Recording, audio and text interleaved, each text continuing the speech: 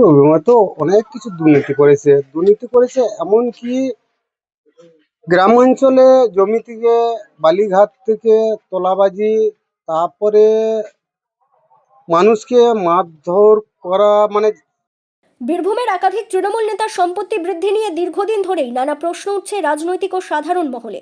রাজ্যে বিজেপি সরকার আসতেই এবার সেই তালিকায় যুক্ত হলো বীরভূমের জেলা পরিষদের কর্মাধ্যক্ষ তথা জেলা তৃণমূল কংগ্রেসের কোর কমিটির অন্যতম হেভিওয়েট সদস্য রবি মুর্মুর নাম। তার বিপুল সম্পত্তি বৃদ্ধি নিয়ে এবার খোদ তার নিজ গ্রামের বাসিন্দাদের একাংশই ক্ষোভ উগরে দিয়ে নিরপেক্ষ তদন্তের দাবি তুলেছেন। গ্রামবাসীদের দাবি, একসময় রবি মুর্মু অন্যের জমিতে ভাগ চাষের কাজ করতেন এবং এখনও তার পরিবারের কয়েকজন সদস্য সেই ভাগ চাষের কাজের সঙ্গে যুক্ত রয়েছেন। কিন্তু 2014 সালের পর অর্থাৎ তৃণমূলে তার ক্ষমতা ও প্রসার বাড়ার পর থেকেই হঠাৎ করে তার বিপুল সম্পত্তির বৃদ্ধি কিভাবে ঘটলো তা নিয়ে এলাকায় বড়সড় প্রশ্ন উঠতে শুরু করেছে।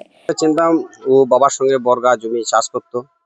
চাষ করার পর তিনি একটু রাজনীতি দলের সঙ্গে যুক্ত হলো, সেটা হলো সিপিএম থেকে কিছু গাছ এসব কাটা চুরি ইয়েতে ওকে দল থেকে বার করে দেয়।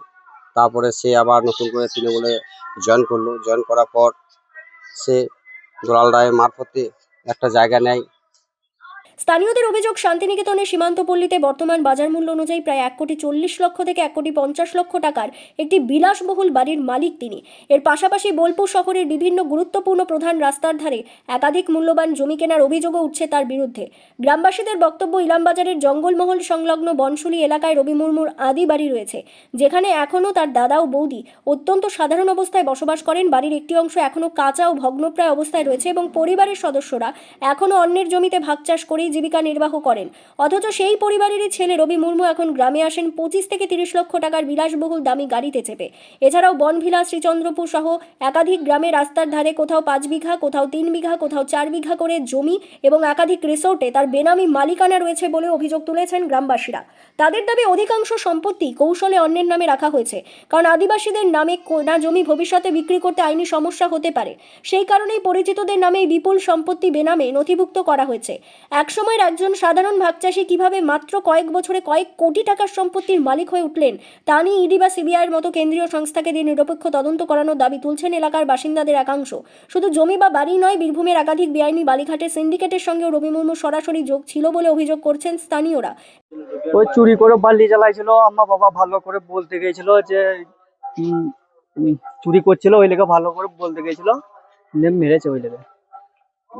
হ্যাঁ, পার্টি অফিসে নিয়ে গেছিল, আমাকেও নিয়ে গেছিল, আমাকে একসঙ্গে থাকে নাই, ঘরে আটকে দিল, বিশাল মার দিল।